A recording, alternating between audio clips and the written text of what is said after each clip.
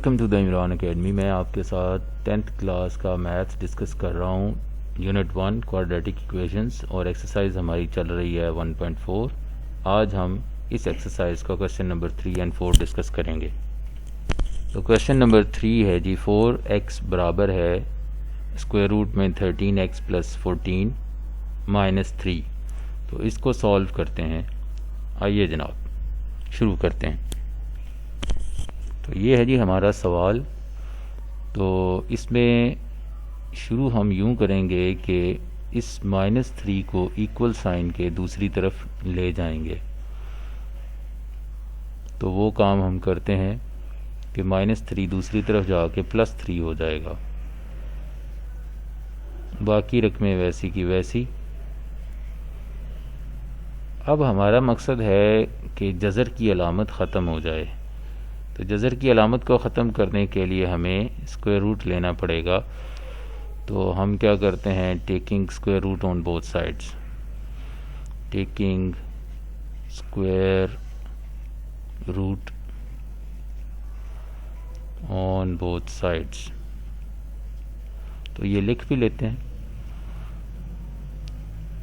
तो sorry, square root कह रहा हूँ, taking square on both sides, दोनों तरफ स्क्वायर ले लेते हैं ताकि स्क्वायर रूट कट जाए।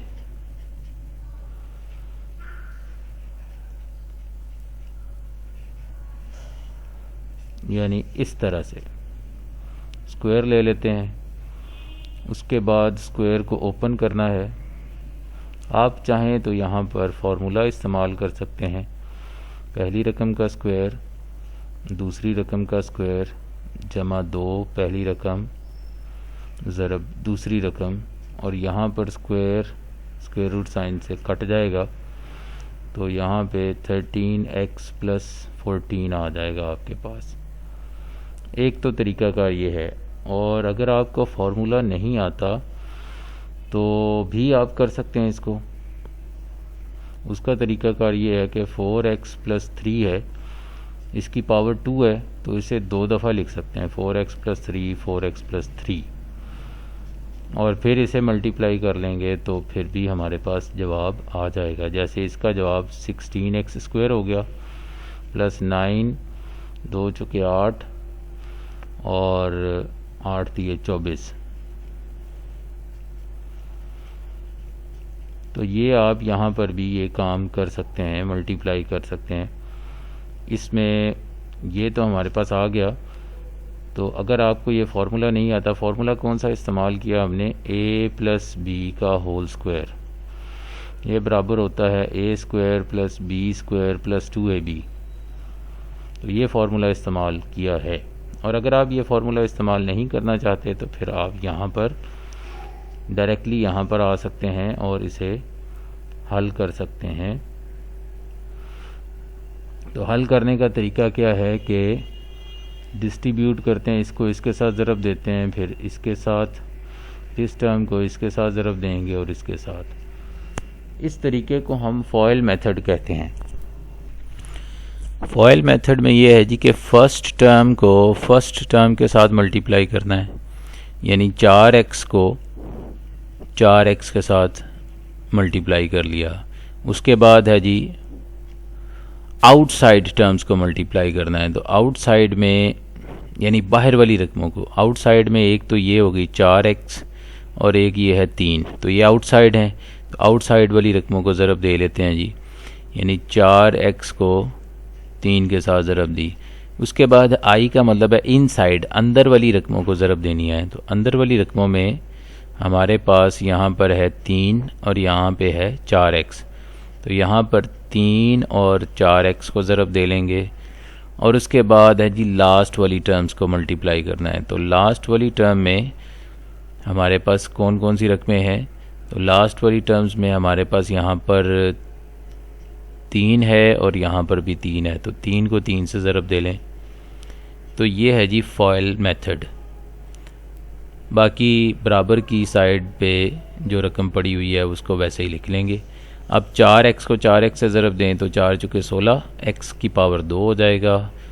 4x को 3 से ज़रब देंगे तो 12x, 3 को 4x से ज़रब देंगे फिर 12x, और 3 को 3 से ज़रब देंगे तो 9, और इसे सिंप्लीफाई करें तो ये बन जाएगा 24x जमा 9, 16x स्क्वायर जमा 24x जमा 9 बराबर है जी 13x जमा 14।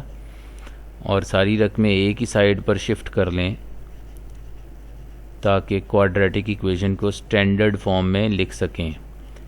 तो राइट हैंड साइड को मैं लेफ़्ट हैंड साइड पे ले आया हूँ तो इनके साइन चेंज हो जाएंगे। तो 16x स्क्वायर, अब 24x में से 13x माइनस कर दें तो क्या रह जाएगा, तो ये आ गया जी 16x square plus 11x minus 5 equal 0। अब इसके बाद आप इसमें चाहें तो फैक्टराइजेशन कर लें, चाहे कंप्लीटिंग स्क्वायर के तरीके से कर लें, चाहे तो आप क्वाड्रेटिक फार्मूला इस्तेमाल कर लें। तो 16 5 80, 16 और 5, 16 में से 5 निकल जाएं तो 11 आ जाते हैं। तो इसका मतलब है ये तो फैक्टर बने बनाए फैक्टर हैं, यानी ये 16 भी है और 5 भी है। तो 16x रख लेते हैं और माइनस का 5x रख लेते हैं। तो ये आपके फैक्टर्स बन गए। पहली दो रकमों में से 16x कॉमन आ सकता है। वेरिएबल की जो स्मॉलेस्ट पावर होती है उसको हम कॉमन ले लेते हैं। तो 16x बाहर रह गया, चला गया, तो यहाँ पे आ गया 1। अगली दो रकमों में से -5 कॉमन ले लें तो यहाँ पे भी x + 1 आ जाएगा।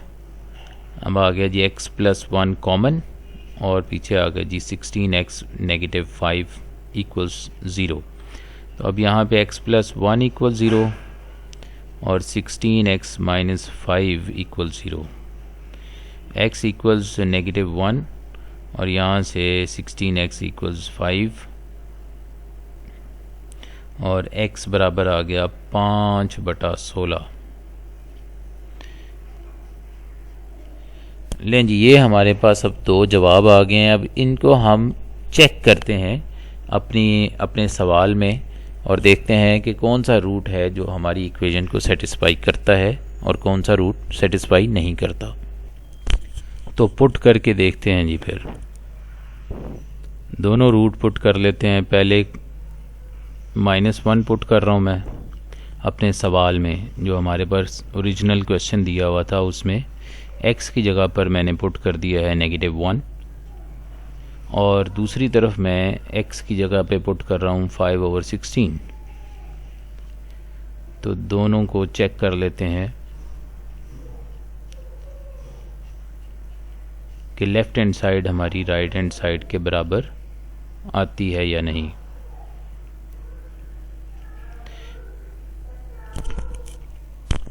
तो ये आगे सिंप्लीफाई कर रहे हैं जी। आफ्टर सिंप्लीफिकेशन देखते हैं कि हमारा जवाब क्या आता है। तो यहाँ पर आप देख सकते हैं कि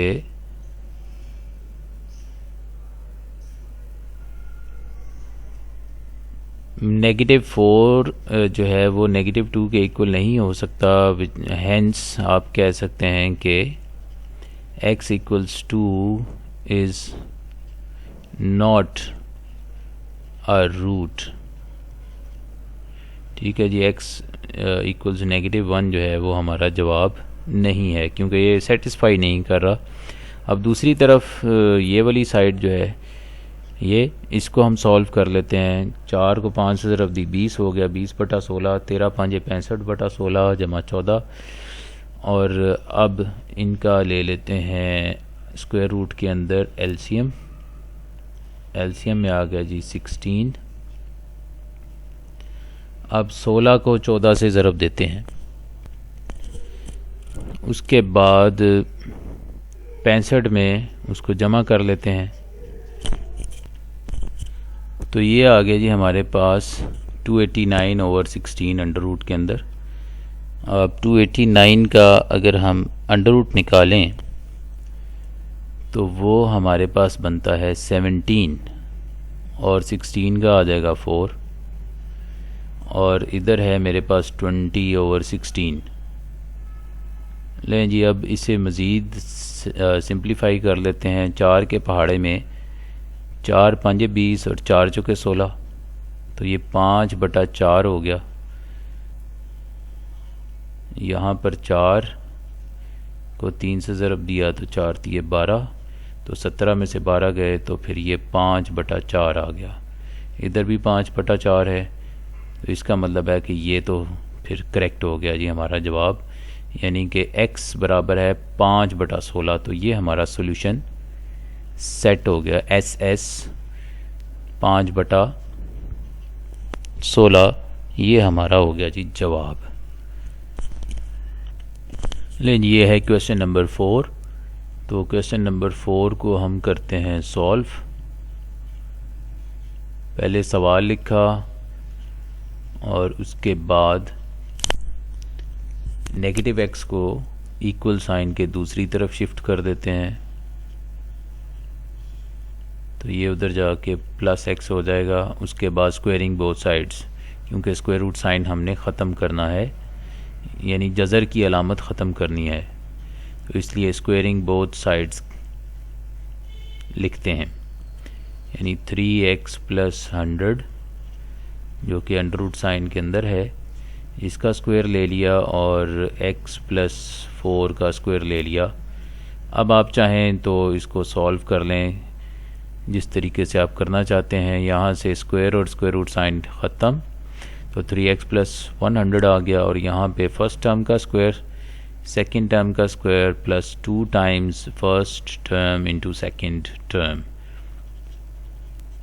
उसके बाद इसे सिंप्लीफाई कर लेते हैं। x² 4 का स्क्वायर हो जाएगा 16, और ये 2x को 4 से मल्टीप्लाई किया तो 8x हो गया। सब कुछ इक्वल साइन के दूसरी तरफ शिफ्ट कर लेते हैं। यहाँ से आ जाएगा हमारे पास x² + 16 + 8x -3x और -100। यह आ गया जी x²। 8x में से 3x माइनस किया तो आ गया 5x, और उसके बाद आ गया जी -84। अब इसके फैक्टर्स हम कर सकते हैं।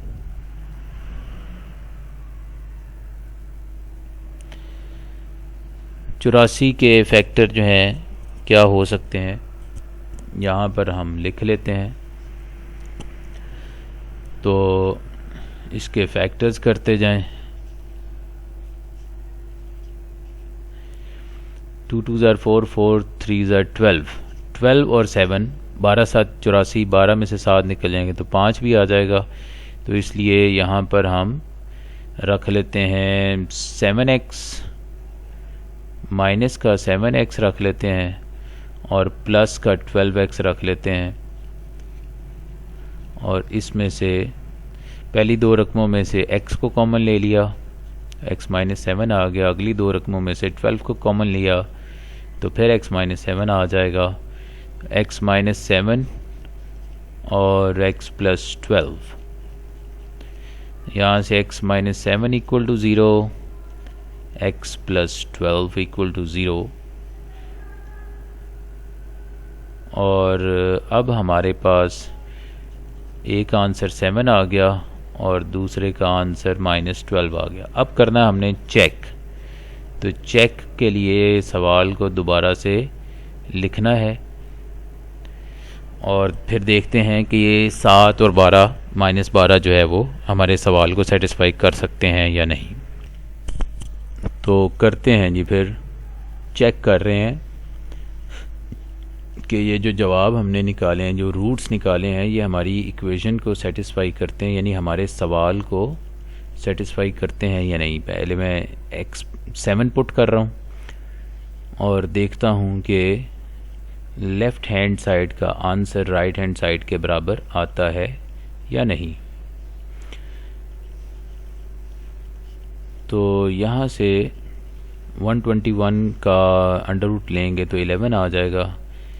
11 में से 7 माइनस करें तो 4 विच इज़ इक्वल 4। चेक, इसका मतलब है कि x बराबर 7 जो है ये हमारा रूट जो है वो जवाब सही दे रहा है, left hand side right hand side के बराबर आ रही है। अब दूसरा रूट पुट करके देख लेते हैं, -12 पुट करके देखते हैं और देखते हैं कि क्या जवाब आता है।